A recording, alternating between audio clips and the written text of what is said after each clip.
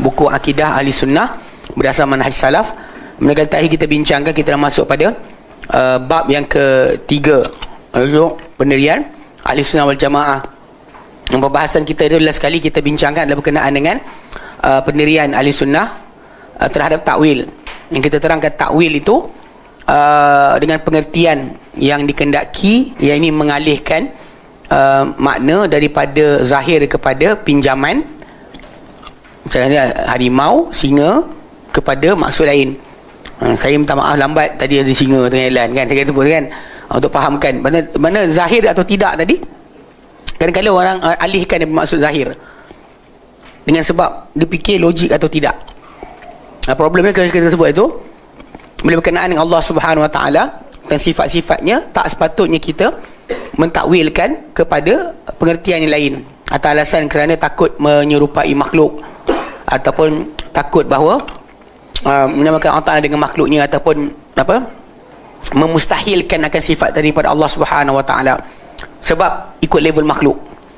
Sampai sekarang masih lagi timbul tajuk, tapi kita berulang-ulang kali kita sebut bahawa akidah Ahlussunnah, pendirian kita adalah kita isbat dengan tanpa tamthil. Isbatkan apa Allah Ta'ala kata sendiri, tapi tanpa tamthil, tanpa contohkan.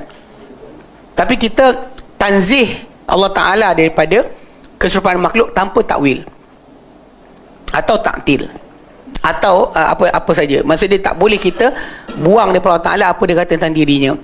Ini benda yang kita kena pegang. Yang kita bincangkan itu tentang perkara ni, takwilan ni kita ambil bahagian awal tentang ijma' para kesepakatan. Yang pertama sahabat dan tabi'in, yang kedua kesepakatan ahli sunnah dan ahli hadis berkenaan dengan tajuk ialah takwil, pendirian tentang takwil ni. So kita hari tu kita nak masuk sambungan dia fuqaha ni, kita bincang juga.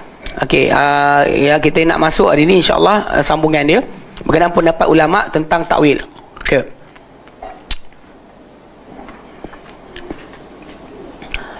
Dia kata kat sini, ramai dalam kalangan ulama yang menyatakan pendirian mereka tentang takwil. Ramai para ulama menyatakan pendirian mereka tentang takwil. Maksud dia yang saya sebut adalah, maksud takwil itu bukan takwil zaman salafus salih yang pemahaman Aisyah radhiyallahu anha faham takwil itu maksud dia pelaksanaan apa diperintahkan. Sebab bila Nabi SAW mula tukar tasbih baginda ketika rukuk dan sujud, tidak lagi dengan lafaz biasa, tapi bunyi dia subhanakallahumma bihamdika Allahumma ghfirli. Aisyah tanya Nabi, kenapa kau tukar? Kan biasa kau sebut subhanallah a'la, subhanallah azim, tiba-tiba satu peringkat tiba kau tukar dengan menafaskan subhanakallahumma rabbana wa bihamdika Allahumma ghfirli. Okey, jazakallahu khair. Okey. So ketika tu Nabi SAW kata, aku diberikan Allah Ta'ala satu tanda, bila aku lihat aku kena buat. Itu merujuk kepada surah An-Nasr. Kan Allah Ta'ala katakan idza jaa nasrullahi wal fath, bila datang pertolongan Allah Ta'ala dan juga kemenangan, itu penaklukan. Wa ra'aitan nasa, dan kau akan lihat manusia sayadkhuluna fi dinillahi afwaja, akan masuk ke dalam agama Allah Ta'ala berbondong-bondong. Bila kau nampak benda tu, fasabbih bihamdi rabbika wastaghfirhu, maka bertasbih dan memuji Tuhanmu dan minta ampun kepadanya, innahu kana tawwaba. Maka bahkan Ibnu Abbas faham daripada ayat berkenaan ini takziah Allah Ta'ala Nabi akan mati. Okay, itu sudut asal. Tapi bila Nabi tukar sebutan tu, Aisyah kata Nabi mentakwilkan perintah Allah Ta'ala tadi. Ini melaksanakan. Itu maksud dia. Kalau dia kata macam Imam Tabari, Imam Tabari rahimahullah, ulama tafsir dia sebut takwil tu adalah dengan maksud tafsir. Dia takwil qauluhu ta'ala, takwil firman Allah Ta'ala, dia bukan maksud lain. Cuma mutakhirin, orang-orang yang kemudian mula mengubah maksud takwil dengan tafsir itu, dibezakan dengan alasan untuk menambah kepada pemahaman Al-Quran atau hadis tadi dengan maksud baru, maksud yang dua. Kita nak ni, kita tak nak macam ni. Kadang-kadang benda ni juga boleh namakan, kadang ada orang kata tadabbur. Dia tak nak yang disebut tu, kita nak apa di belakang dia, apa di sebaliknya, apa di sebaliknya.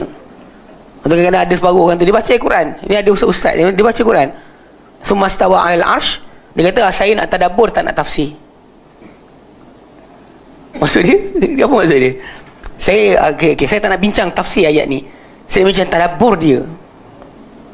So dia kadang-kadang dia takkan pergi kepada zahir lafaz tadi, tapi dia akan cuba untuk memperbagaikan sudut-sudut yang tak kelihatan dalam pengertian yang ada. Itu masalah sebenarnya. Kalau semua orang berpegang dengan satu bentuk yang sama daripada tafsiran, dan tak ada masalah. Tapi dalam masalah dia ada cuba macam lari daripada tafsiran, pergi kononnya takwilan. Apa takwilan ayat ni? Apa yang tak zahir di situ? Apa yang tersembunyi daripada makna ayat berkenaan? Ini kadang-kadang kita perhatikan berlaku masyarakat kita. Konon nak korek-korek kalimah ni maksud apa dan ni apa-apa sebagainya. Dia punya perbuatan ni kadang-kadang tak betul pun dengan apa dia kendaki. Kadang-kadang banyak aja orang yang belajar takwil tinggal solat pun ada. Pada takwil, kalau ikut tafsir, perintah Allah Ta'ala aqimus solah lah. Tapi dia tak lah. Kenapa solat? Sebab apa kalimah solat ni macam ni? Sebab apa Allah Ta'ala kata qiyam? Sebab apa? Dia akan question banyak sampai last sekali, akhirnya perbincangan berkenaan dengan hukum hakam solat tak bincang. Kewajipan melaksanakan solat pun tak perlu akhirnya. Sebab apa? Sebab kita, Allah Ta'ala turunkan Quran untuk ditadabbur, dia kata. Habis. Baik. Okay, pendapat Al-Quran. Okay, jadi sekarang ni maksud dia, kita bincang ni, takwil yang kita faham ni adalah masalah pengalihan maksud dari zahir kepada pinjaman, daripada hakiki kepada majazi. Ini kita nak fahamkan apa maksud bila kita kata pendapat para ulama tentang takwil. So perbuatan mengalihkan maksud ayat tadi atau kalimah tadi dari zahir maksud kepada maksud pinjaman. Yang mana kita kata berkenaan asma dan sifat Allah Ta'ala yang akan jadi tajuk besar. Okay, ramai di kalangan para ulama, di kalangan ulama yang menyatakan pendapat mereka tentang takwil. Imam Al-Auza'i misalnya menyatakan, Az-Zuhri dan juga Al-Makhlul, Az-Zuhri, Ibn Syihab Az-Zuhri antara perawi Bukhari Muslim, berpendapat hadis-hadis tentang sifat Allah perlu dilalukan sahaja sebagaimana ia datang. Macam mana hadis itu datang, macam tu kita sebut. Kita faham maksud dia. Okay? Kita tahu. Membacanya adalah tafsirannya. Kita baca tu, itulah tafsiran dia. Bila sebut ayat tadi, baca ayat itu sendiri adalah tafsiran dia. Bukan perlukan kepada tafsiran lain. Sebab tu daripada para sahabat sendiri, salafus salih, kita tak jumpa mempelbagaikan maksud kalimah-kalimah tersebut kepada bentuk-bentuk lain. Tak jumpa. Dia kata yadullah faqa aydihim ke, tak ada. Dia tak panjang cerita. Tak ada kata kenapa Allah kata tangan. Tak ada, tak bincang. Habis macam tu je. Macam mana bacaan ni dah tafsirannya.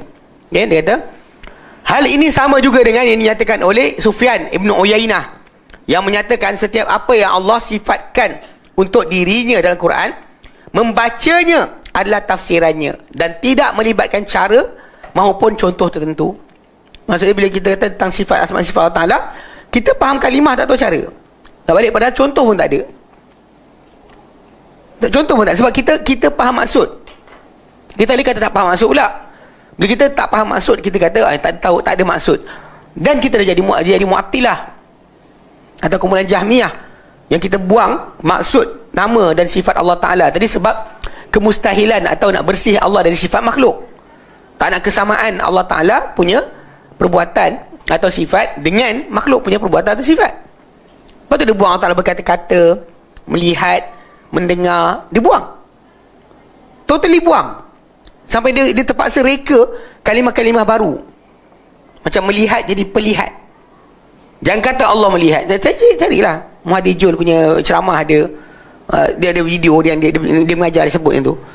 Begitu juga macam apa, Tuan Guru Saleh Musa, SWT ampunkan beliau yang meninggal tu, pun dia sama juga. Dan ada video yang dia cakap macam tu.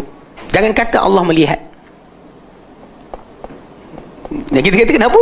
Dia kata jangan kata Allah melihat, jangan kata Allah berkata-kata, jangan kata Allah mendengar. Dan jadi serupa macam Mu'tazilah punya fahaman. Sama aja. Walaupun orang kata kami Asy'ariyah, tapi fahaman tu adalah Mu'tazilah punya fahaman. Nak sudut. Dia tak nak baca macam tu je. Kan kita ahli sunnah, kita baca macam tu lah.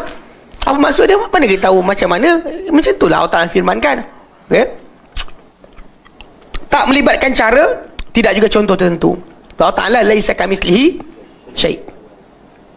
Macam semalam kot ada orang tanya saya soalan. Dia kata bila mana langit bumi ni musnah. Lepas tu arash musnah juga ke? Saya kata langit dan bumi ni dalam Al-Quran Karim pun sebut bukannya arash dalam langit dan bumi. So kemusnahan akan jadi pada langit dan bumi. So kenapa nak fikir macam tu? Betul dia tanya soalan tambahan. Tapi kawan saya kata kalau arash tu ada, kalau seperti akhir malam Allah tinggalkan, turun ke langit dunia, jadi arash kosong. Saya kata bila dia bayangkan Allah macam kita, macam saya ada kat sini, tak ada kat rumah saya. Ini makhluk.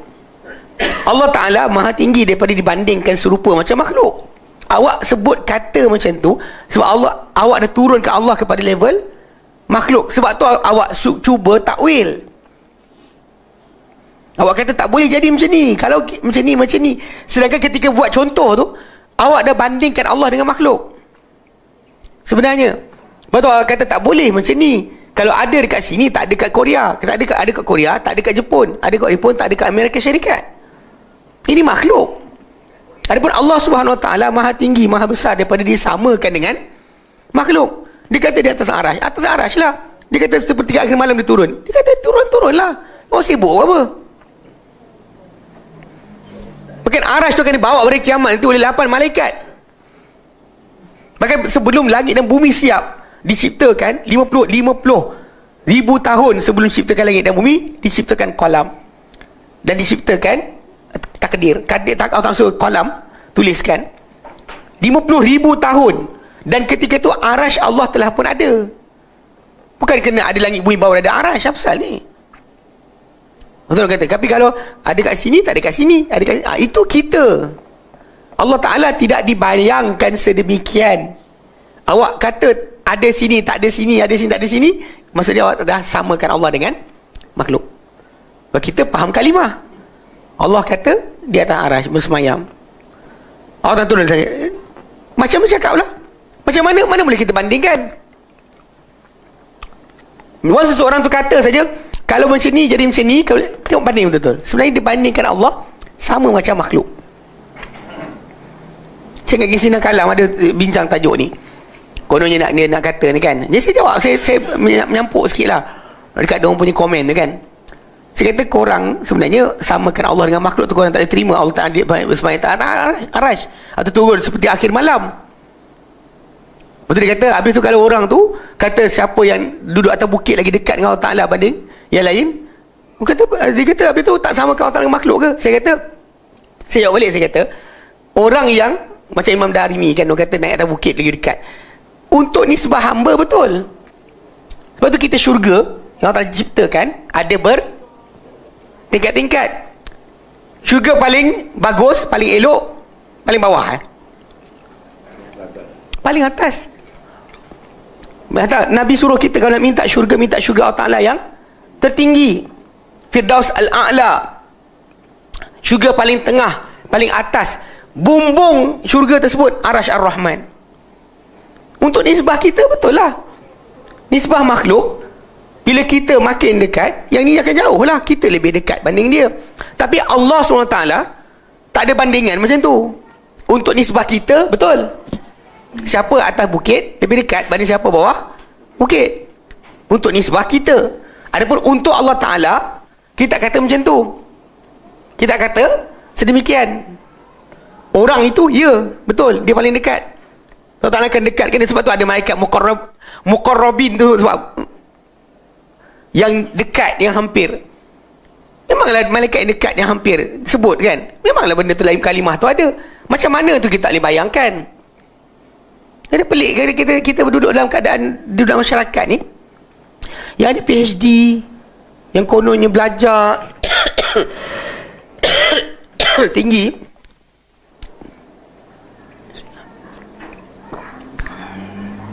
dia tak boleh nak faham, dia tak boleh nak pegang. Cuma kerana sebab apa? Sebab dia dah ada kaedah asal daripada ilmu kalam tadi untuk dia aplikasikan. Sebab tu dia akan tolak. Walaupun lepas saya jawab tu, dia tak jawab dah. Saya jawab kan? Dia tak jawab dah. Saya kata, itu nisbah dia. Sebab kita disuruh minta syurga tertinggi. Sebab apa dia minta syurga tinggi? Kalau dah semua sama je kan, duduk syurga bawah sekali pun aci. Apa masalah dia? Darjat ahli syurga satu tingkat ke tingkat berikutnya, bumi sampai bintang paling atas. Setiap syurga tu ada 100 darjat. Satu darjat ke darjat berikutnya macam tu jarak dia. Kenapa Nabi beritahu? Untuk kata siapa yang makin atas, makin tinggi kedudukan dia, makin atas, makin dekat kepada Allah Subhanahu Wa Taala. Untuk nisbah dia sebagai seorang hamba, untuk nisbah Allah Taala kepada makhluknya, yang dekat ke yang jauh ke, semua sama. Itu cara patut kita faham. Sebab nas Allah Taala nyatakan pada kita macam tu. Bukannya kita cuba untuk takwilkan pasal nak masuk logik dengan akal kita. Okay?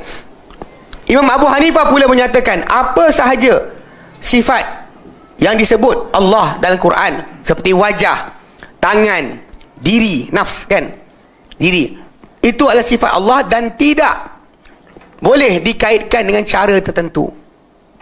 Jangan kata cara macam mana. Allah kata ada lah. Kenapa nak pergi takwilkan? Okay, atau alihkan daripada makna zahir kepada makna majazi, daripada tangan kepada kuasa.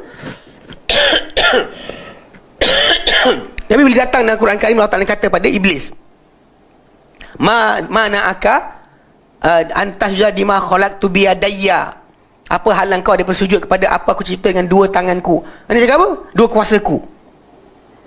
Kuasa apa? Kuasa lah. Kali kau kuasa semua makhluk diciptakan kuasa Allah Ta'ala. Tak ada privilege pun dekat situ, keadaan kita dan dengan lain. Maka kejadian iblis pun dengan kuasa Allah Ta'ala. So kenapa Allah Ta'ala dalam Quran Karim Allah Ta'ala perlu untuk sebutkan kepada iblis tentang kemuliaan Adam berbanding iblis? Dengan sebab apa halang engkau untuk sujud pada apa aku cipta dengan dua tanganku? Faham kalimah kita, faham. Tapi janganlah bayangkan tangan manusia, tangan makhluk dan sebagainya. Once kita faham, to deny tak boleh. Sekarang bila ada orang sekarang ni masalah, bila kita kata perbuatan mentakdiskan Allah Ta'ala, mentanzihkan Allah Ta'ala, sampai kita ubah maksud tadi kepada maksud yang kita rasa sesuai, itu yang kita setuju. Itu yang orang tak puas hati dengan bila kita kata salaf punya fahaman. Dia kata benda ni mendatang kekeliruan nanti orang akan bayangkan, dia kata. Okay, tanpa cara tentu. Tangannya tak boleh dikatakan sebagai kudrat atau nikmat, kerana dengan menyatakan demikian bererti membatalkan sifat Allah. Dan same can happen to mendengar, melihat. Allahu basirum bima ta'malun. Allah basir, amat melihat apa yang kalian kerjakan. Wallahu bima ta'maluna alim. So soalan ni bila kita start batal ini, kita batal benda lain. Alasan ni sebab tanzih, sucikan Allah daripada sifat makhluk, kita buang. Ini masalah yang timbul. Itu adalah sekali problem sebenar. Macam kita sebut itu, in the end tak ada. Allah jadi tidak ada. Tak dalam alam, tak luar alam, tak bercantum, tak berpisah. Sifat yang ada, semua tak ada. Allah tak kata dia sayang, tak ada. Allah tak kata dia marah, tak ada. Allah tak kata dia melihat, tak ada. Dia buang. So last sekali apa benda ada? Dia jadi macam satu force, satu energy. Kadang-kadang kumpulan ni dia rasa macam energy. Energy itulah Tuhan. Energy, usaha, bukan apa, daya, kekuatan dalaman tu, dia kata Tuhan. Last sekali dia pergi situ, habis. Semua ada energy, semua ada Tuhan. Siap, habis. Last sekali dinding-dinding pun ada. Tu yang pergi sedut apa? Sedut apa? Ki kan, yang Cina buat, yang itu kan, apa, geng-geng Shaolin tu, sedut aura, pokok, aura dinding, aura sekian, habis semua. The chi is everywhere. Last sekali wahdatul wujud, semua Allah, habis. Ini bahaya yang kadang-kadang orang tak perasan. Apa sahaja kita batalkan dari awal, sebab ia akan membawa kepada pemikiran yang salah tentang Allah Subhanahu Wa Taala. Bahkan kesalahan dalam beragama pun akan rosak. Sebenarnya sekali orang semua berhala pun tak salah, sebab hakikatnya Berhala tu Allah juga dia kata. Okay, bahaya ni kena jaga baik. Dia kata okey, ia merupakan pendapat golongan Qadariyah dan juga Mu'tazilah. Mana bila kita kata nafikan tadi kan, ia pendapat Qadariyah dan Mu'tazilah. Tetapi tangannya adalah sifat baginya tanpa dikaitkan dengan cara tertentu. Marah dan redanya merupakan dua sifat Allah Subhanahu wa ta'ala tanpa boleh dikaitkan dengan cara tertentu. Nabi pernah buat bandingan, tapi Nabi tak kata macam itulah. Kan bila Nabi SAW ceritakan, lallah kan arhamu bi ibadihi min hadi bi waladiha. Benar-benar Allah lebih penyayang terhadap hambanya berbanding wanita ini pada anak dia. Kan yang lepas tu perangan Nabi SAW dengan para sahabat nampak seorang wanita yang dia cari, kemudian nampak seorang budak, dia ambil, dia susukan depan orang ramai. Tapi hirau kamu tengok badan dia. Lalu Nabi kata, adakah kamu rasa wanita ini boleh campakkan anak dia ni dalam api sedangkan dia mampu untuk tidak membuat demikian? Para sahabat kata tidak, pasti dia tak akan buat. Lalu Nabi kata, Allah benar-benar lebih penyayang terhadap hamba-hambanya membanding wanita ini terhadap anaknya. So kita faham sifat sayang tadi, kita faham. Tapi Nabi beri tahu Allah lebih sayang. Kita pandang apa lagi tinggi. Untuk kita punya nilai, kasih ibu tu paling besar. Pengorbanan ibu tu paling besar. Mana ada lagi besar? Letak hero mana pun takkan sama seperti ibu. Jaga tengah malam, nyusukan anak, masak, siapkan baju, gosok. Tengok dia punya tertib kerja tu kan. Tak ada orang, tak ada apa kasih tu seperti itu. Hatta raja pun tak ada mana, raja ke sultan ke, yang sayang rakyat dia macam seorang ibu sayang anak. Anak tu demam, dia berjaga, duduk tengok anak dia 3-4 minit, ambil sekian-sekian, 3 minit datang balik. Mana ada orang macam tu? Mana ada sayang yang macam tu lagi? Tapi bila Nabi kata Allah lebih sayang hamba-hambanya berbanding wanita ni sayang pada anak je, mana dia tak boleh kita nak bayangkan, tak ada imajinasi. Tapi sayang itu kita faham. Jangan kita tak faham sayang tu apa. Benar-benar Allah lebih sayang, arhamu. Memang ada, kita faham lah maksud. Jangan kita tak faham maksud. Apa sayang? Alah, macam makan roti. Sayang macam makan roti. Tengok roti, oh sedapnya. Atau macam makan apa? Kambing uli. Oh, makan. Itu kan sayang. Faham tak? Dua sayang yang Nabi sebut tadi kan. Belas yang ada tadi dipahamkan oleh Nabi dengan perbuatan wanita tadi. So kita faham kalimah belas atau sayang tadi. Mana dia kata tak faham pula? Tapi cuma kadar bandingan, tak ada bandingan dia. Tak ada yang equivalent, tak ada yang setara. Itu maksud yang bila Nabi sebut macam tu. Bukan Nabi nafikan daripada Allah Ta'ala akan sifat sayang tadi. Marah Allah Ta'ala macam tu juga, sayang Allah Ta'ala macam tu juga. Itu semua sekali adalah apa yang kita panggil sebagai apa? Sebagai pemahaman maksud. Tetapi untuk contoh atau cara kita takkan bincang. Untuk faham maksud, ya, ada contoh Nabi berikan sampai kita faham maksud yang dikehendaki daripada nama dan sifat Allah Ta'ala tadi. Apa maksud dia, kita faham.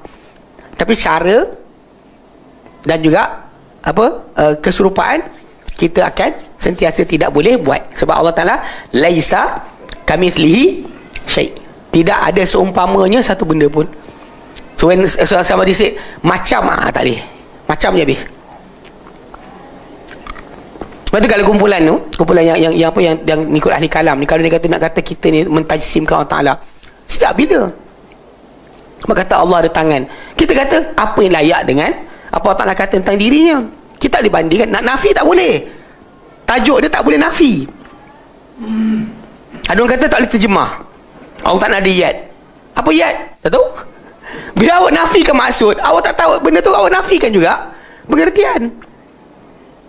Allah ada wajah, ada. Apa tu wajah? Tak tahu? Bapak kata tak tahu maksud dia. Awak nafikan maksud. Ini taktil dipanggil. Kita abaikan maksud. Sedangkan Allah Ta'ala beritahu kita, macam ulang kali bagaimana disebut, kita beriman untuk beramal. Kita beriman Allah turun sepertiga akhir malam untuk kita bangun berdoa pada waktu tersebut. Bukan kita nak bincang turun macam mana, tak, sikit pun tidak. Ia adalah berkaitan tajuk masalah apa patut kita buat pada waktu itu. Kenapa doa waktu ini? Kalau nak kita kata, bah, kenapa doa waktu ni makbul? Sebab Nabi kata Allah turun ke langit dunia. Allah tak seru, tak ada kesiapa yang tak aku berikan. Kena jawab macam tu lah. Kita kata macam, tak tahu rahmat Allah turun time ni. Nabi tak kata macam tu. Nabi tak kata rahmat turun. Lepas tu bila kita fahamkan balik sudut iman kita untuk amal, bukan iman saja. Kita iman ada konteks untuk amal. Okay. Sorry macam mana batuk. Okay. Dia kata Imam Abu Muhammad Al-Juwaini, ayahanda kepada Imam Al-Haramain, Imam Al-Haramain. Ini kalau kita katakan dia Imam Ghazali di antara ni lah, di antara yang mengislamkan ilmu kalam. Dengan filosofi Greek tu jadi Islam dengan mereka. Jadi dia fascinated. Tapi memang dia sendiri pun lepas daripada terlibat ilmu kalam, dia menyesal. Dia menyesal keterlibatan dia dengan ilmu kalam ni, dia menyesal. Tapi ni kita dengar apa dia kata. Dia kata dia kata ayahanda kepada Imam Al-Haramain. Okay? Dia kata kami mengisbatkan tinggi Tuhan kita, keberadaannya di atas dan beristiwa di atas arash sebagaimana yang layak dengan kebesaran dan keagungannya. Kebenaran jelas dalam perkara tersebut dan diterima dengan tenang oleh dada-dada manusia. Kita faham kalimah, macam ulang balik, tak tahu cara. Menafikan tak boleh. Ni bapa dia, anak dia tadi jadilah ulama ahli kalam. Imam Haramain Al-Juwaini, dia adalah kita panggil apa? Antara pelopor dalam tajuk ni. Okay. Tapi bapa dia, ini bapa dia cakap. Anak masuk ilmu kalam, bapa kata macam ni. Ini bapa dia. So, dia kata kebenaran jelas pada perkara tersebut dan diterima dengan tenang oleh dada-dada manusia. Menyelewengkan maknanya, ia tahrif, ditolak oleh akal fikiran yang sihat, seperti menyeleweng makna istiwa kepada istilah dan lain-lain. Anak pergi kepada istawa jadi istaula, bapa kata macam ni. Ini kena faham baik. Kemudian Imam Abu Bakar Al-Khatib Al-Baghdadi menyatakan mazhab salaf mengisbatkan dan berinteraksi dengan sifat Allah yang terdapat dalam sunnah yang sahih sebagaimana zahirnya, dan menafikan penglibatan dengan cara tertentu dan penyerupaan dengan sebarang sifat makhluk. Ini realiti. Apa kita kata pada melihat, mendengar, itu sama kita kata pada istiwa ataupun pada masalah tangan, wajah dan seterusnya. Itu memang itu yang kita punya akidah. Bukan kita menyerupakan Allah dengan makhluk, tapi kita kata jangan alihkan maksud tadi kepada bentuk takwilan, sebab itu bukan yang benar. Bawa takwil, dia boleh takwil, dia tak boleh takwil. Awak semua orang akan ada takwilan. Tapi yang datang daripada salafus soleh tidak ada takwilan tadi, dan diorang tak pernah ada masalah pun. Saya ingat sekali dulu dekat Yayasan Taklim, kita orang pernah buat seminar mengenal Allah. Saya ingat Dr. Fadlan ada kemudian ayahanda Dr. Sulaiman Nordin ada. Kita buat pembentangan kan. Saya pun ada sekali waktu tu. Saya ingat time Q&A, tapi bukan time saya, time Dr. Fadlan. Ada seorang abang datang bangun berdiri. Dia kata kalau sebut tangan, mestilah anak kita akan bayangkan tangan. Macam mana kita nak bayangkan yang lain? Tangan yang ada, tangan manusia lah. Kenapa nak cakap tangan lain? So kita bila sebut tangan, Allah ada tangan, maksud dia kita menyerupakan Allah dengan makhluk. Saya nak menyampuk tu, tapi tak sampai hati. Orang lain punya sesi, kita menyampuk banyak sangat pun salah juga. Tapi jawapan dia sebenarnya, macam saya pernah terang berkali-kali, kita faham kalimah tak tahu cara. Tak ada bayangan. Kalimah kita faham, nak fahamkan benda ni, tengok tentang tajuk sayap malaikat. Malaikat ada sayap. Siapa kata malaikat ada sayap, kafir. Allah sebut dalam Quran, dalam surah Fatih ayat pertama, Alhamdulillahi fatiris samawati wal ard. Segala puji milik Allah yang menciptakan langit dan juga bumi. Ja'ilil malaikati rusula, yang jadikan para malaikat sebagai utusan-utusan, sebagai rasul-rasul, untuk rezeki, untuk cabut nyawa, hantar wahyu. Kan malaikat semua datang dengan tugasan tersebut. Allah kata uli ajnihatin, yang ada sayap-sayap, yang memiliki sayap-sayap. Masna, 2 pasang, 2 pasang. Wa thulas, 3 pasang, 3 pasang. Wa ruba, 4 pasang, 4 pasang. Dia sebut macam tu. Dalam kita sebagai manusia biasa yang pernah tengok sayap burung, sayap rama, kupu-kupu, tebuan sebagainya kan, sebut sayap kan, 2, 3, 4, nampak gambar. You like it or not, suka ke tak suka, memang gambar keluar. Betul macam dia cakap tadi. Dia cakap tangan, keluarlah gambar. Tapi dalam pernyataan tersebut dia ada tambahan, yazidu fil khalqi ma yasha. Allah tambah pada ciptaan dia apa dia kehendaki. Di sini pula datang Nabi kata, aku lihat Jibril di atas rupanya yang asal, dia ada 600 sayap. Bayang, siapa nampak gambar cerita kat saya. 600 sayap. Faham 600? Faham sayap. 600 sayap pada satu jisim.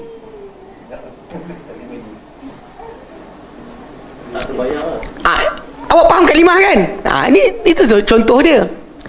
Sebab tu masalah asal memang betul. Bila sebut sayap 2, 3, 4 tu, keluar gambar. Nak tak nak kena pula tengok movie Mak Saleh. Wow, ada gambar, ada sayap. Wow, ada sayap kan. Okey. Tengok cerita Mak Saleh ada gambar. Dia awak kan keluar gambar lah. Gambar apa, sayap empati, sayap helang, semua keluar. Tapi bila Allah kata dia tambah pada ciptaan apa dia nak. Dan Nabi sebut, aku lihat Jibril atas rupa yang asal, dia ada 600 sayap. Terus jadi kalimah faham? Kan? Sayap faham? 600 faham? 600 faham sayap dalam satu badan. 600 dan setiap sayap itu fizikal. Satu sayap dibuka, Nabi kata gelap timur ke barat. Bukan horsepower Yang buat lawak lah macam horsepower ke ustaz, 600 horsepower. Yang lain 2 horsepower. Ni 600 horsepower. Tak cakap yang tu pun. Sayap is sayap. You know the words, you don't know how. Kalau pada malaikat pun kita tak boleh nak lebih, pada Allah lagi lah. Itu contoh equivalent kita nak faham. Tahu kalimah, tak tahu cara. Kata tangan, faham kalimah, tapi tak ada cara. Bagi Allah Ta'ala tak ada contoh. Itu yang berkali-kali kita nak kena tekankan. Orang tak faham lagi. Dia kata jisimkan Tuhan, jisimkan Tuhan. Tang mana? Mujassimah. Soalan tak ada zat. Allah tak ada zat tak? Dia. Pada kali ikut geng-geng ahli kalam, Allah Ta'ala tu tak ada zat. Sebab apa tak ada zat? Sebab bila dikatakan lihat Allah Ta'ala hari kiamat nanti, kan geng-geng sidang kalam, dia kata Allah tak ada depan orang tu, tapi ada cipta image dekat mata. Di mata tu dicipta image, sedepan tu tak ada. Sebab dia tu yang idea tadi, tak ada dalam alam, tak ada luar alam, tak ada tak macam tu, tapi sebab tak ada. Konon tak boleh kata ada. Tak boleh kata ada. Kalau dia kata ada, tak ada hijab, apa sebab tak ada pula? Kalau ada hijab, maksud dia ada tak belakang hijab? Mestilah ada, jangan tak ada pula. Tak ada. Ada hijab je. Kurang ni. Nampak tak? Kita faham kalimah tapi tak tahu cara tu je. Nabi kata Allah ada hijab. Hijabuhu nur. Hijab dia adalah cahaya. Tu janganlah kita kata tak ada kot. Cahaya tu dia kot. Cahaya dia pula. Pula. Ini jaga-jaga. Sebenarnya bahaya benda kat sini macam tu. Kita ada kumpulan ahli kalam dengan geng-geng ni, dia rosakkan pemikiran manusia macam tu. Walaupun sebenarnya ikut kepada akidah yang benar yang diajarkan Quran Sunnah, tak ada sebarang contradiction, tak ada pertentangan pun. Sebut kata tangan ke wajah ke sebagainya, semua tu yang layak bagi Allah. Kita faham kalimah tapi tak tahu cara. Kata ada macam mana? Tu Tunggu matilah. Dah mati pun kita bincang. Ya, di akhirat dan kita dapat jawapan. Sekarang tak ada siapa akan dilihat Allah Ta'ala. Bahkan kita beriman dengan ghaib, bukan dengan nampak. Ya. Okey, dia kata apa?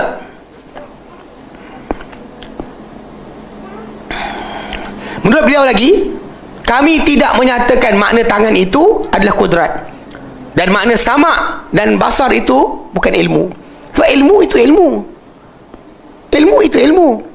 Wallahu alimun bidatis sudur. Allah Ta'ala mengetahui apa dengan apa isi dalaman dada. Betul?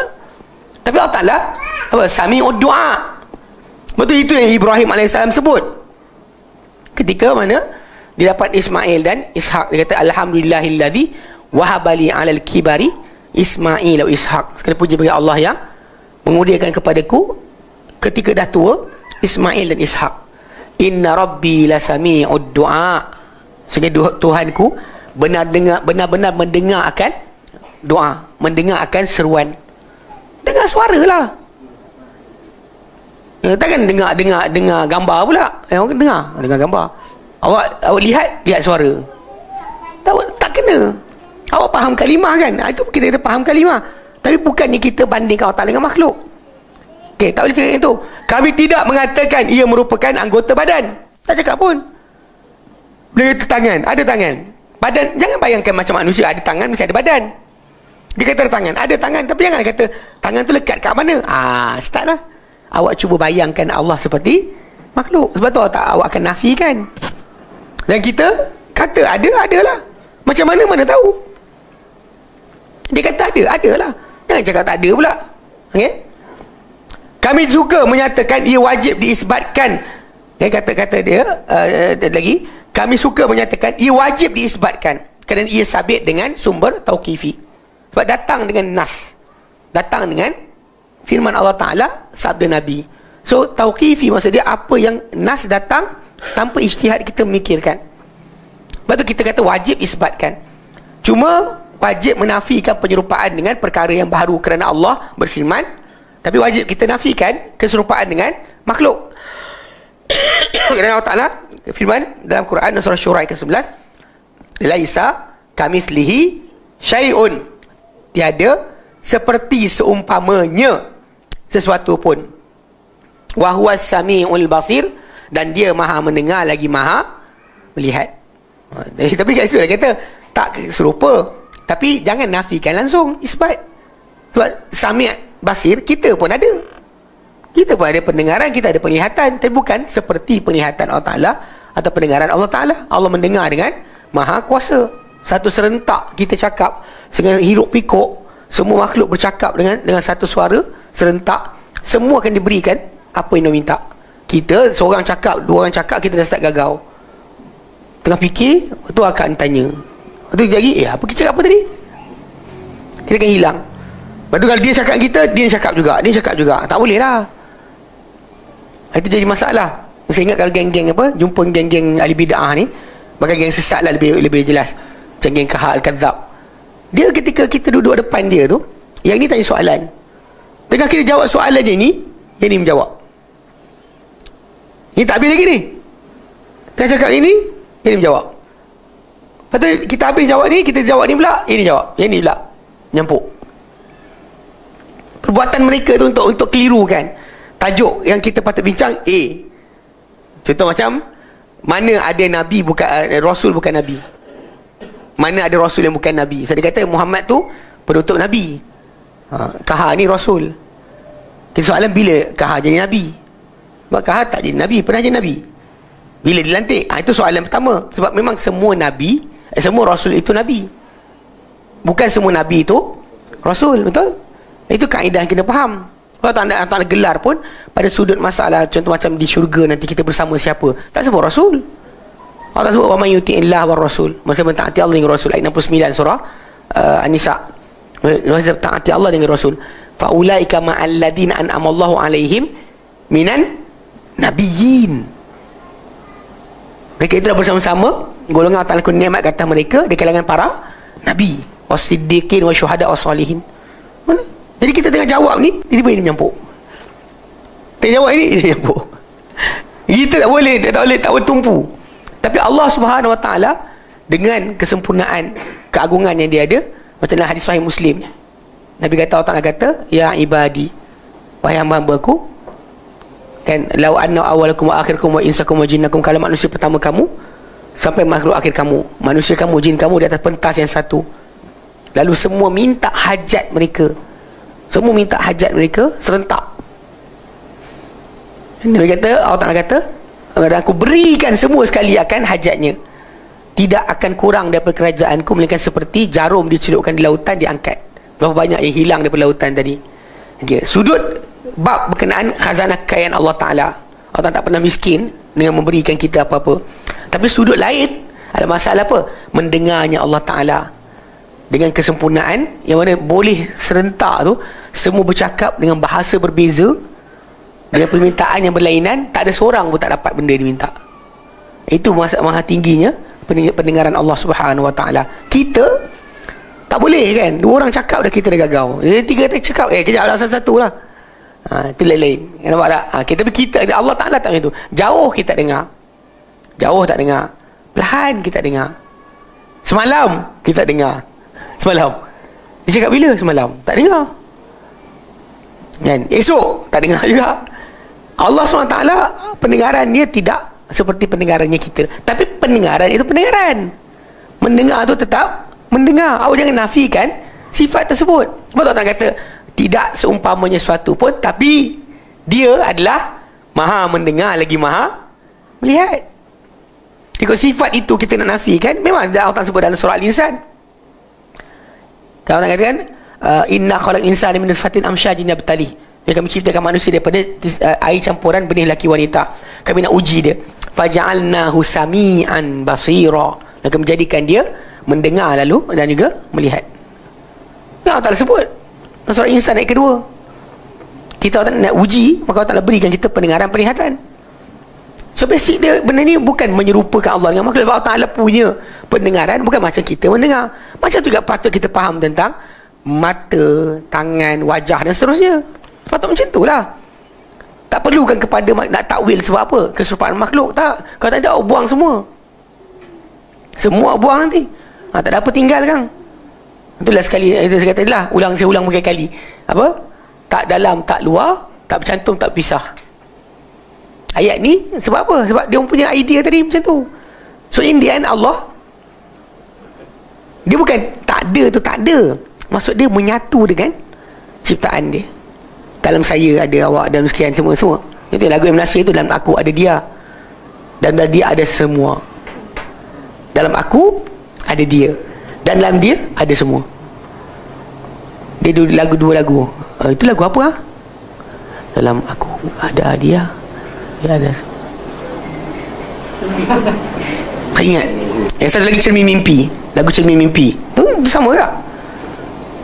Di dalam engkau aku melihat aku, dan kau aku lihat aku. Kita cuma sebenarnya kita adalah sama.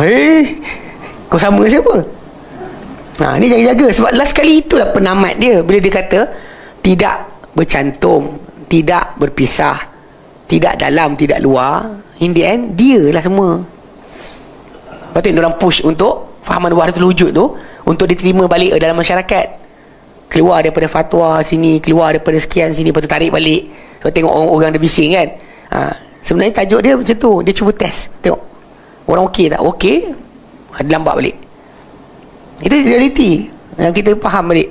Sebenarnya benda tu lama dia nak buat balik, tapi tak boleh.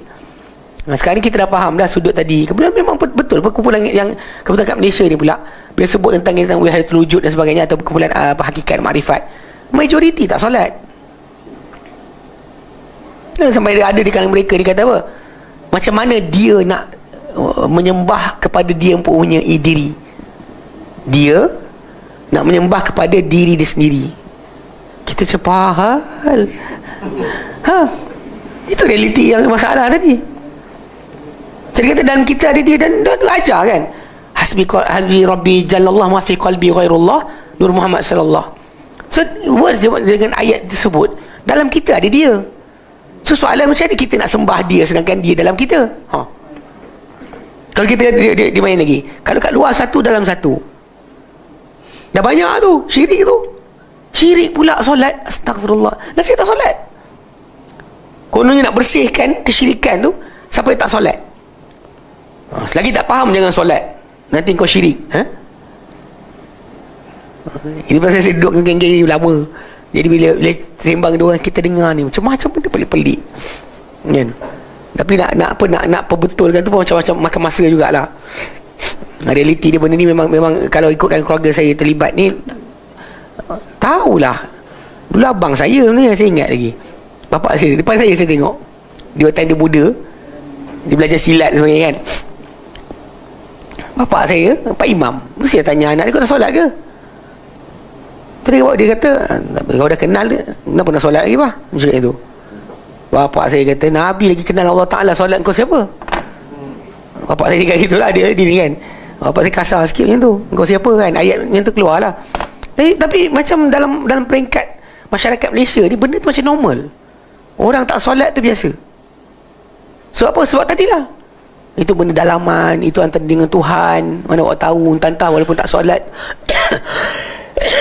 tapi hati dia ingat Allah Ta'ala, dan dirikan solat untuk ingat Allah Ta'ala. Kau dah ingat, tak solat pun tak apa. Habis. Ini jaga-jaga. Sebab realiti dia, sebab tu kalau orang kata saya kata jangan masuk tarikat, masuk ajaran pelik-pelik macam ni kan, 80% atau tak buruk kan, saya kata 90% sesat. Yang gili isim, bukan Wahabi tau. Yang gili isim tu, gili isim dikit banyak, tok guru bagi, tiba-tiba dengar suara macam lempang imam dekat masjid kan, masjid wilayah kan, ke masjid mana, masjid negara kan. Dia lempang imam, dia dengar suara, ada suara datang. Soalan, Wahabi ke? Tak. Atau Wahabi tak dengar suara? Kalau korang Wahabi dengar suara, korang masalah. Sebab dia orang punya ajaran tu macam tu. Memang zikir sampai dengar bunyi. Ambil kain tutup kepala. Siapa kentut dia? Okay. Ya, Abu Talib pergi sembuh perfume. Okay, baik. Jadi kalau dia ambil kain, dia panggil tawajuh. Dia ambil kain tutup kepala, zikir sampai dengar bunyi semua benda berzikir. Oh, tu lagi gila. Jadi kat tahu ilah Allah. Dia la kat pusat, ilaha dekat kepala, illa dekat bahu, Allah dekat jantung. Tu la ilaha. Tu yang nampak kena kepala tu. La ilaha illallah, la ilaha. Kau masuk jantung lah kan. Tapi la dekat pusat, ilaha, illa. Tapi realiti dia nak tunggu dengar suara. Sebab tu lah sekali jadi gila tu. Syaitan datang bagi suara bukan-bukan. Lepas tu dia tanya, apa suara tadi? Tu lah sekali tempang imam itu. Tu yang datang tu, tanya-tanya orang yang datang nak lempang imam tu. Semua ni yang ada kes yang nak pukul imam tengah solat pun cek balik kan, ada masalah. Cek balik tarikat mana, confirm ada tarikat. Orang gila biasa duduk kat luar je makan dan sebagainya, duduk diam. Yang datang kacau imam ni mesti masalah geng-geng ni lah. So banyak orang tak faham bab ni. Sangat bahaya sebenarnya. Okay, walam yakul lahu kufuwan ahad, dan tidak ada baginya bagi Allah Ta'ala kufu yang setara, sekufu, setaraf, sedarjat, sebanding macam kita bab kahwin lah, laki-laki perempuan, tapi sekufu, dia setaraf. Ahad, sesiapa pun. So, tak ada. Sebab tu tak boleh kita nak bandingkan. Perbandingan itu adalah salah. Allah Ta'ala tak ada contoh untuk dibandingkan. Tapi bukan maksud dia kita nafikan apa Allah Ta'ala cakap tentang diri dia. Tu masalah yang kita kena tekankan. Menurut Syekh Ibn Uthaymin, takwil melibatkan 3 makna. Iaitu pertama, bermakna tafsir. Ini zaman dulunya, macam Imam Tabari sebut. Dia kata tafsir maksud dia, takwil tu maksud dia tafsir. Takwil qauluhu ta'ala, cakap itu. Okay. Kedua makna akibat daripada suatu perkara. Mana akibat arahan ini, maka buat ini. Bila Allah Ta'ala kata jadi macam ni, buat ini. Macam yang Nabi buat, takwil apa? Firman Allah Ta'ala surah Nas, bila kau lihat tanda tersebut, kau kena minta ampun kepada Allah Ta'ala dan bertasbih memuji Allah Ta'ala dan minta ampun kepadanya. Faham tak? Jadi bila datang arahan tu, maka itu dia buat. Yang ketiga, bermakna mengalihkan lafaz dari makna zahirnya. Ini yang diorang nak pakai. Okay. Takwil gemat. Yang ketiga, iaitu memalingkan lafaz dari makna zahirnya. Ada yang terpuji dan ada yang terkeji. Jika terdapat dalil yang menyokongnya, maka ia terpuji. Maksud pengalihan maksud tadi. Contoh bila orang kata, wa huwa ma'akum aina ma kuntum. Dia bersama kalian, bersama kamu di mana kamu berada. Allah Ta'ala juga sebut pada Musa dan Harun. Dan dalam surah Taha, innani ma'akuma asma'u wa ara. Aku bersama kalian, aku dengar, aku lihat. So maksudnya yang menjelaskan sendiri maksud apa yang kebersamaan tadi, siapa jelaskan? Allah, bukan kita. So macam tu kan kita, jadi maksudkan saya bersama dia, masa sebelah dia lah. So bila orang kata apa, wa huwa ma'akum aina ma kuntum, dia bersama kalian di mana kalian berada. Yang patut kita faham maksud pertama lah. Tapi bila datang Allah Ta'ala kata pada Musa dan Harun, pergilah kamu berdua kepada Fir'aun kan, jangan kau la takhafa, kamu jangan takut, innani ma'akuma, aku bersama kalian berdua. Tapi Allah Ta'ala sebut apa? Asma'u wa ara, aku dengar, aku lihat. Aku mendengar dan aku melihat. Aku bersama kalian dengan maksud aku mendengar, aku melihat. Sebab itulah para ulama kata ilmu Allah di mana-mana. Allah Ta'ala bersama di atas arasy, tapi pengetahuan Allah Ta'ala, penglihatan dia, pendengaran dia semua tempat, kepada semua makhluknya. Tak ada siapa yang terkeluar daripada lingkungan tersebut. Untuk kita, apa jadi kat sini, sini kita lihat, apa belakang dinding kita nampak. Itu kita. Daripada Allah SWT, makhluknya semua sekali, ilmu dia meliputi kepada semua makhluknya. Dan juga dia mendengar dan melihat semua makhluknya dalam masa yang sama. Itu yang itu ma'iyah, kebersamaan tadi. So kita kat sini yang dimaksudkan oleh Syekh Ibn Saimin, maksud terpuji bila apa? Ketika apa? Dia kata ketika ada dalil yang, jika terdapat dalil menyokongnya, maka ia terpuji. Dan jika tidak ada dalil yang menyokongnya, ia kejilah. Nak alihkan daripada maksud tangan kepada kuasa, atau wajah kepada maksud lain, kemuliaan, atau mata dengan maksud lain. Awak kena ada dalil. Bukan ada logik, awak kena ada dalil. Kalau logik tak cukup. Sebab awak bercakap tentang Allah Subhanahu Wa Taala tanpa ilmu. Ilmu tu maksudnya adalah dalil, bukannya logik. Tapi pasal kumpulan ni, dia sibuk dengan logik dia. Tak logik lah macam ni, tak logik lah macam tu. Dia sibuk dengan logik, bukan dengan dalil. Kita by the side, kita sentiasa dengan dalil. Dalil kata ada, ada. Dalil kata tak ada, tak ada. Allah Ta'ala, macam kita sebutkan tu kan, untuk mengenal Allah Ta'ala, dia tiga cara kita kenal sesuatu. A, lihat sendiri, atau B, ada contoh, atau C, dia cerita sendiri. Contohnya ni, dalam poket saya ada apa? Contoh saya kata, dalam poket saya ada apa? Kalau Syahir dah nampak, time solat dia nampak, ada sampul, contohnya kan, nampak ada duit kan, contohnya. Okay, dia nampak, so dia tahu sebab dia nampak. Lepas tu, kalau tak nampak, dia boleh apa?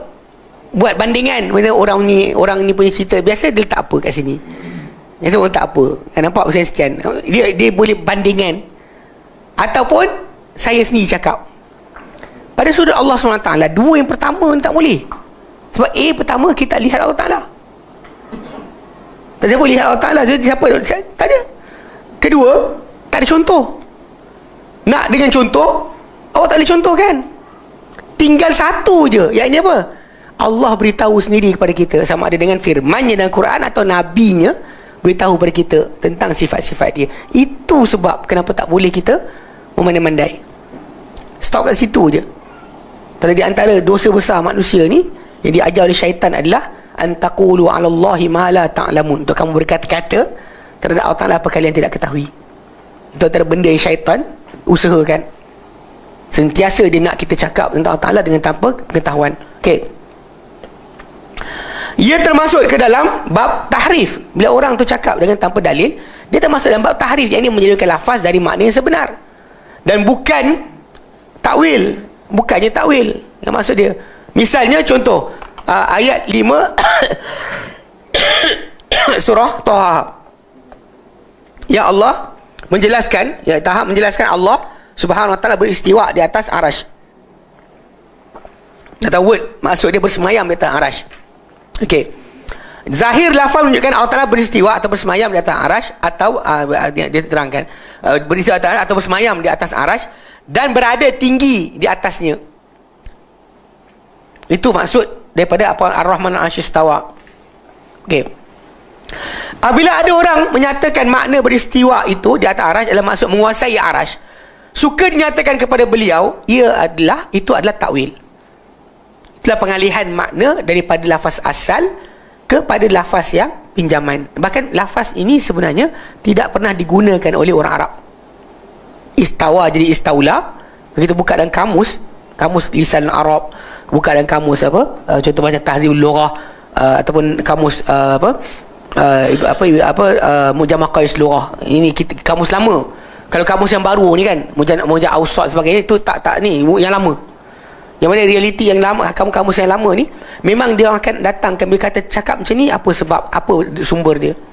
So dalam perbahasan tersebut, kita buka dalam kisah lisan Arab sendiri, memang Ibnu Manzur Al-Ifriqi dia bawakan perbahasan tentang tajuk masalah istawa istaula ni, dibetulkan oleh seorang kepada orang lain. Dia kata ini salah, dia kata tak betul kata macam tu. Pasal istawa dengan maksud istaula ni tak pernah dipakai oleh orang Arab asalnya. Orang Arab tak pernah pakai, meaning tadi tak pernah ada. Maksud menguasai, bersemayam dengan maksud menguasai itu tak pernah ada. Okey, kerana dia telah memalingkan lafaz daripada makna zahirnya. Pasal makna zahir tu kita faham, bersemayam, macam bersemayam raja di atas singgasana, kita faham kalimah bersemayam, raja bersemayam. Tapi kita nak bandingkan Allah dengan makhluk tak boleh. Tapi kita faham kalimah dia. Allah ada arasy ada. Jangan kata arasy tak ada pula. Physically arasy tu wujud. Lepas tu diorang bahas pula, tapi kalau arasy tak ada, Allah nak lepak mana? Korang ni kan aku ketuk kepala tu kan. Dia start banding kita dengan Allah dengan makhluk. Ada tasbih lah. Bila tasbih dia takwil. Every time dia tasbih dia kata takwil. Punca dia sebab dia menyerupakan Allah dengan makhluk. Kita pula kita kata faham kalimah, tak tahu cara. Allah kata bersemayam. Macam mana? Tak ada jawapan. Macam raja, tak boleh macam-macam kan. Bersemayam lah. Arasy ada. Ya, arasy ada. Nabi saya terangkan saiz arasy. Malaikat pikul arasy tu punya besar. Dan Quran tak sebutkan hari kiamat nanti malaikat pikul arasy tu bawa 8 malaikat akan pikul arasy. Dan Nabi sebut malaikat pikul arasy tu daripada cuping telinga dia ke bahu dia 70 tahun perjalanan dengan kuda yang laju. Ni sini, daripada cuping telinga dia ke bahu dia, perjalanan 70 tahun kuda yang laju. Besar lah saiz dia. Arasy besar daripada malaikat tadi. Untuk pikul arasy kena 8 malaikat. Sebut dah. Dia nak nafikan kenapa? Waktu datang, bukan.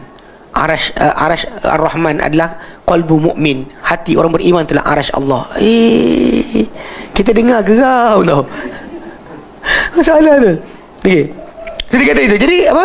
Dia kata tadi kan okey. Dia kata okey, dia merupakan takwilan yang ditolak kerana tidak mempunyai dalil yang menyokongnya. Yang diorang pakai syair Akhtal, seorang lelaki Kristian zaman Bani Umayyah, yang dia ketika dia baca syair ni, dia nak budik raja Bishr bin al-Hakam, dan dia nak puji Bishrun, salah seorang khalifah Bani Umayyah ketika itu. Dia kata laqad istawal Bishru 'ala al-Iraq min ghairi saifin wala damin muhraq, dengan tanpa pedang. Okey, dia kata telah istawa Bishr 'ala al-Iraq, telah menguasai Bishr Ibn Hakam ke atas Iraq dengan tanpa pedang atau darah ditumpahkan. Syair inilah yang dijaja oleh kumpulan-kumpulan yang ikut takwilan, kata istawa je istaula. Tapi problem kita ada beberapa perkara. Pertama, orang itu bukan syair itu bukan syair zaman jahiliyah. Dan bahkan syair itu berlaku atau diucapkan pada zaman Umayyah yang bahasa Arab dah rosak. Rosak maksud dia kalau kita ingat balik, titik-titik Quran, ingat tak kita cerita titik Quran, titik bunyi Quran diletakkan pada zaman Ali bin Abi Talib. Ali bin Abi Talib dia merintah zaman 35 sampai 40 Hijrah. Yang ini kisah ni jauh lagi. Akhtal ni tak hidup lagi, dah berlepas lagi zaman tu. Dia tak sempat lagi untuk membesar pun ketika tu. Bahkan dia punya prime age dia ketika dia bersyair lepas 50 Hijrah. Yang ini kisah ni Ali jadi khalifah 35 sampai 40. So ketika ini dah jadi rosak bahasa Arab sebab perkahwinan campur. Ketika tu Ali suruh pembantu dia Zalim bin Amr ataupun lebih terkenali sebagai Abu Aswad Ad-Du'ali untuk letakkan titik-titik bunyi pada mushaf. So bayangkan kalau zaman ni dah macam tu, awal letak 20 tahun lepas tu, tiba-tiba lelaki ni bersyair, syair dia pula tiba-tiba dia untuk akidah. Dan dia Kristian, bukan seorang Muslim. Banyak perkara timbul kat situ. Betul, ada meaning menguasai, maksud dia tadi tak ada siapa kuasai, sekarang saya naik, saya kuasai. Faham? Menguasai tu maksud dia benda tu asal kosong atau ada orang lain duduk, saya take over. Itu istaula. Itu maksud istaula. So untuk meaning tersebut kena pada Allah Ta'ala, siapa pula yang duduk di arash sebelum Allah Ta'ala? Allah Ta'ala kuasai dari siapa? Soalan tu akan timbul. Faham tak? Soalan tu akan timbul. Kenapa? Dari siapa? Dari siapa dikuasai? Semua benda ni adalah kekeliruan yang datang. Sebab tu kalau orang tu kata istaula tidak datang dari bahasa Arab. Ayat lagi dahsyat lah. Yang dikatakan oleh ahli bahasa, tak pernah orang Arab guna kalimah tu dengan maksud macam tu. Never been used. Jadi kita faham dalam masalah bahasa, tahun demi tahun perkembangan bertukar, memang bahasa tu akan bertukar. Maksud baru akan masuk. Contoh macam gila.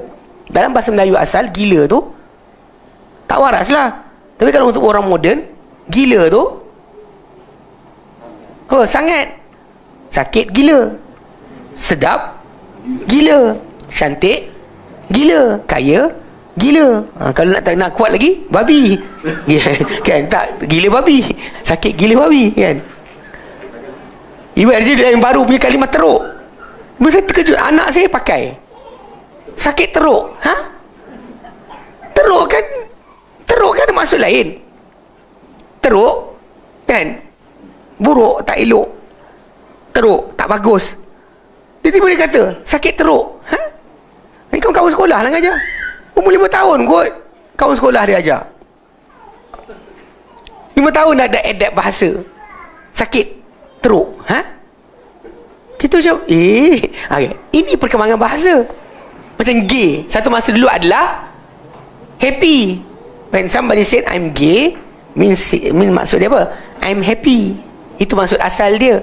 Zaman sekarang jumpa orang, saya gay, I'm very gay. Tak gila. Okey, di sini nampak meaning bukan asal masuk. Sedangkan Al-Quranul Karim dan hadis Nabi SAW difahami dengan fahaman yang asal, bahasa Arab yang tulen, bukan dengan maksud baru yang sampai. Sebab tu kalau orang tu kata istaula, sengih lah, dia tak belajar. Tengok muka dia tak cakap banyak pasal dia jahil. Kalau kita debat dengan dia pun dia tak faham pun. Dia tak faham sebab apa tahu? Dia ambil kalimah tadi, syair tadi pun dia tak tahu siapa yang cakap. Kalau dia kata syair zaman jahiliyah, zaman awal Islam, sebelum Islam, memang syair itu akan menjadi hujah penggunaan kalimah tadi maksud apa. Orang Arab faham kalimah sekian-sekian sebab apa? Sebab dalam syair macam tu. Ibn Abbas buat macam tu ketika tafsirkan Quran. Dan tafsir Quran, Ibn Abbas kadang-kadang dia akan ambil syair untuk fahamkan maksud kalimah ni maksud dia apa. Dalam kata ini, dalam kata orang ni, dia kata orang ni, dia akan guna syair. Tapi syair dia pakai adalah syair zaman-zaman jahiliyah, zaman awal Islam, zaman ketika mana bahasa Arab masih lagi tulen. Tapi lepas perkahwinan campur berlaku, lepas penaklukan Rom dan Parsi jatuh, memang ketika itu berkahwin orang Arab dengan bukan Arab, dan hasil dia bahasa mula hilang. Dia bukan kita sengaja. Macam orang Kelantan nak preserve kekelantanannya, tapi dia kahwin dengan orang KL. Anak dia cakap KL lah lepas tu. Tak bunyi dah. Lepas tu balik kampung, orang kampung tanya, asal anakmu? Anakmu kan. Guano anakmu kan. Guano ni Terengganu ke Kelantan pakai tak? Guano anakmu. Kecek. Kecek KL kan. Tapi pasal realiti dia akan hilang, identiti itu akan hilang. Sebab apa? Kahwin campur. Bila kahwin dengan Parsi dan Rom, dia tak cakap bahasa Arab. Jadi orang tu Arab, bini dia bukan Arab. Jadi start develop penggunaan bahasa kadang-kadang tak dipakai pun sebenarnya. Itu jadi kat Kuala Lumpur ni. Jadi apa, sakit gila kan. Sebenarnya kat Kuala Lumpur lah jadi tambahan tadi. Mana boleh datang daripada tempat lain, bukan kat Kedah. Jadi kat Kuala Lumpur lah. Sebab percampuran kan. Itu bayangkan macam tu ketika penggunaan bahasa Arab tadi. Syair orang tu kata dia nak bodek raja, walaupun raja tu sebenarnya gunakan pedang, tumpah darah habis. Iraq, Bishr bin Hakam ketika kuasa Iraq, habis dia bunuh orang. Tapi this guy nak bodek khalifah ketika itu, dia pun sebutlah laqad istawal Bishru 'ala al-Iraq, telah menguasai. Dia gunakan istawa dengan maksud istaula, menguasai Bishr ke atas Iraq dengan tanpa pedang dan darah ditumpah. Padahal tumpahkan darah. Tapi dia cakap syair tadi tu, yang ini dipakai jaja. Semua buku-buku ahli kalam ni Asy'ariyah ke tak akan pakai ini. Dia pakai syair ni untuk kata ini maksud dia. Sedangkan orang Arab tak pernah pakai kalimah tersebut. Ini pengalihan bahasa kalimah tadi.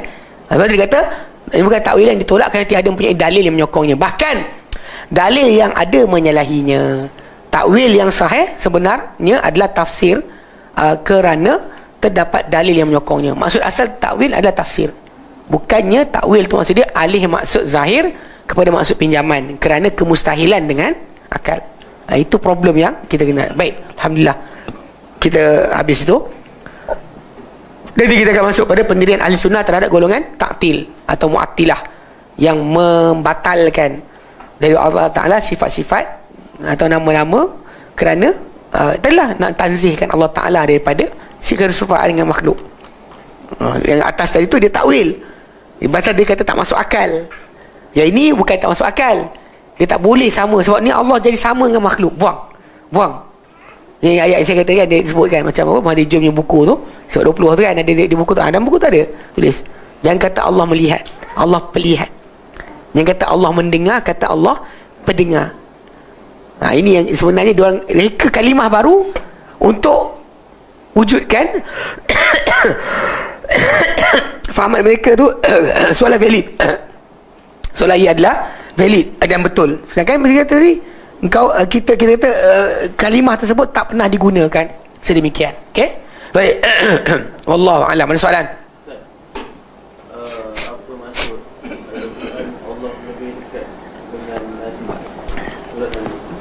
Wa nahnu aqrabu ilaihi minkum okey, dia ada dua ayat. Ayat pertama dalam suratul Waqiah.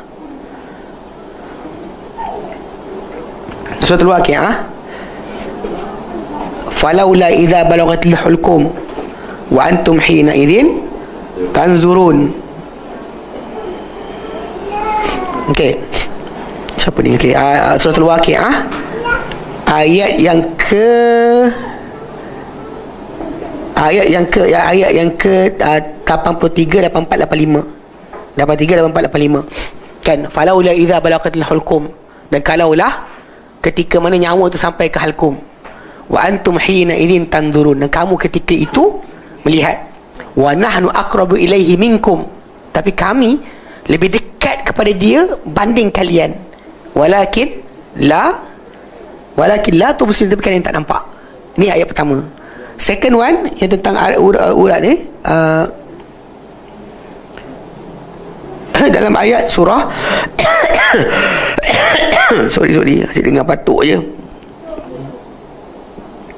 Okey, surah Qaf ayat yang ke 16.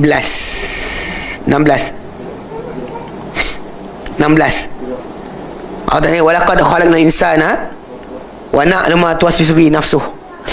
Kami telah ciptakan manusia dan kami tahu apa diwaswaskan, dibisikkan dalam oleh diri dia sendiri. Wa nahnu aqrabu ilaihi min hablil warid, dan kami lebih dekat kepada dia berbanding hablil warid ni, urat tengkuk dia ni, uratnya urat apa dia, urat merih Melayu ni kan. Baik, dua ayat tadi berikan gambaran sebutan berkenaan dekatnya Allah Ta'ala kepada makhluknya. Ya, betul. Jangan kata tak bertempat dan sebagainya. Tapi dalam masa yang sama, kita ulang balik.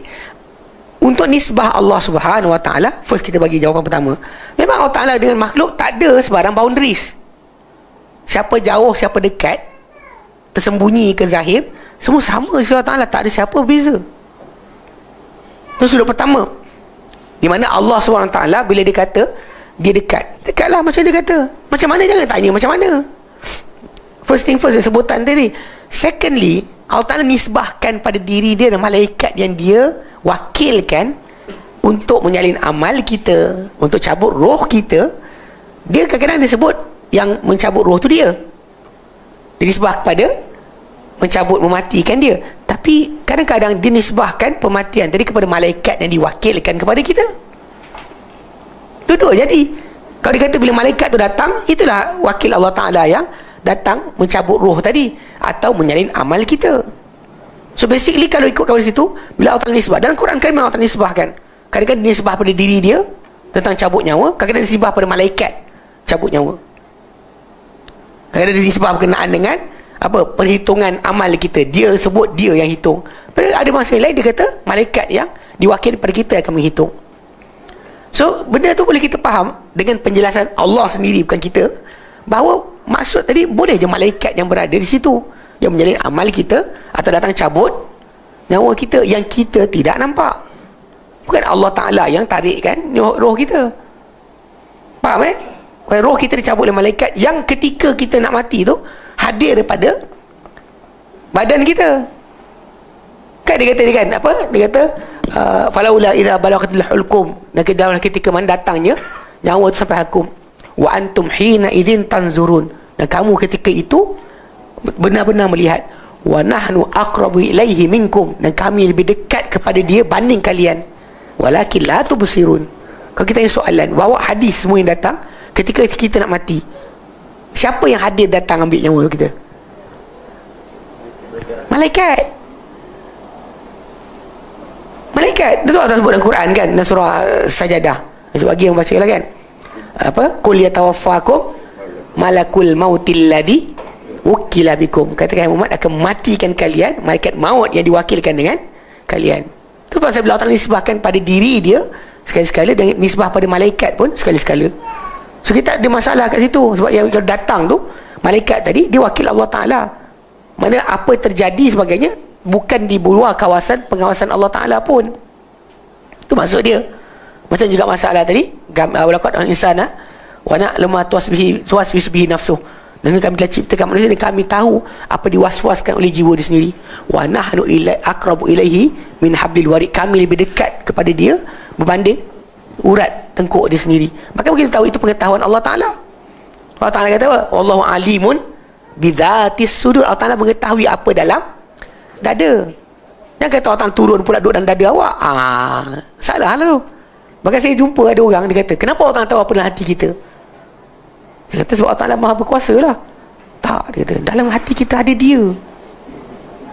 Ada dia Sebab tu dia tahu. Saya kata bang, saya balas balik, saya kata bang, kalau saya perlu hadir baru tahu, dengan kawan kita ni tak payah hadir tapi tahu, siapa lagi hebat?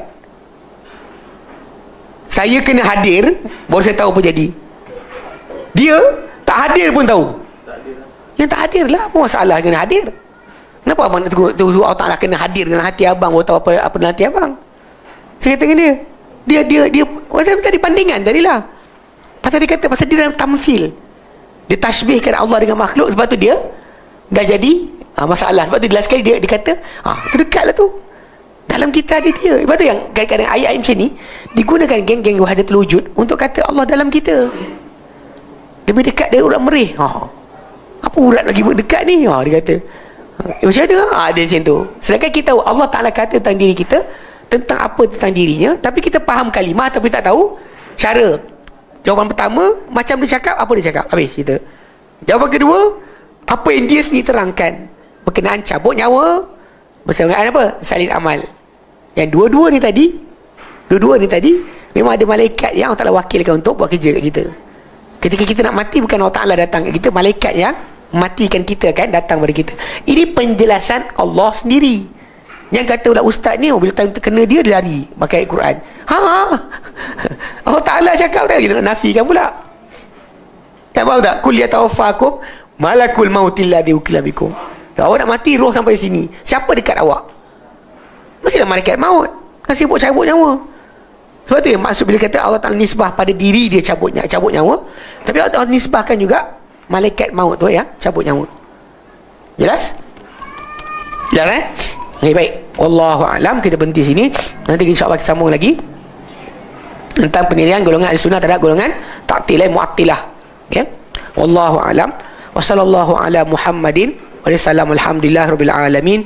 Subhanakallahumma bihamdika asyhadu an la ilaha illa anta astaghfiruka wa atubu ilaik. Assalamualaikum warahmatullahi wabarakatuh.